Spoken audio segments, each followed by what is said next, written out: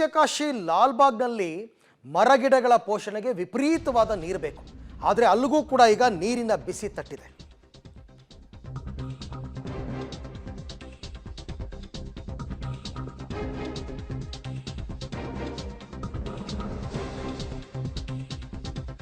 ಬೆಂಗಳೂರಿನಲ್ಲಿ ಜಲಕ್ಷಾಮದ ಪರಿಣಾಮ ಸಸ್ಯಕಾಶಿ ಲಾಲ್ಬಾಗ್ಗೂ ಕೂಡ ತಟ್ಟಿದೆ.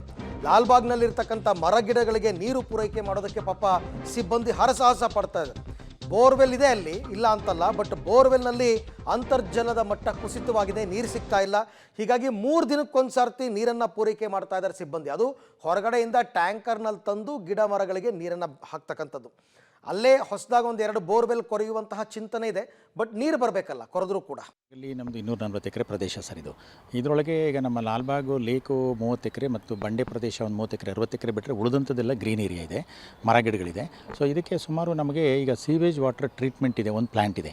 ಅದು ಸುಮಾರು ಒಂದು 1.5 MLD ಅಂದರೆ 15 ಲಕ್ಷ ಲೀಟ್ರ್ನ ತ್ಯಾಜ್ಯ ನೀರನ್ನು ನಾವು ಶುದ್ಧೀಕರಿಸಿ ಟರ್ಷರಿ ಟ್ರೀಟೆಡ್ ವಾಟರ್ನ ಲಾಲ್ಬಾಗ್ ಬಳಸ್ತಾ ಇದ್ದೀವಿ ಸರ್. ಅದನ್ನು 3 ಫೇಸಲ್ಲಿ ಬಳಸ್ತಾ ಇದ್ದೀವಿ.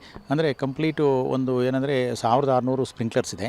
20 ಸ್ಪ್ರಿಂಕ್ಲರ್ಸು ಒಂದು ಸ್ಪಾಟ್ನಲ್ಲಿ ಸುಮಾರು 20 ನಿಮಿಷ ರನ್ ಆಗುತ್ತೆ. ಅದೇ ರೀತಿ 24 ಅವರ್ಸಲ್ಲಿ entire green portion of Lalbagh cover ಆಗ್ತಾ ಇದೆ. ಆದರೆ ಈಗ ಸಮ್ಮರ್ನಲ್ಲಿ ಏನಾಗಿದೆ, ಮೊದಲು ಒಂದು ಸಾರಿ ಸ್ಪ್ರಿಂಕ್ಲರ್ ಆದರೆ 3 ದಿವಸ ನಮಗೆ ನೀರು ಹಾಕುವಂಥ ಅವಶ್ಯಕತೆ ಇರಲಿಲ್ಲ.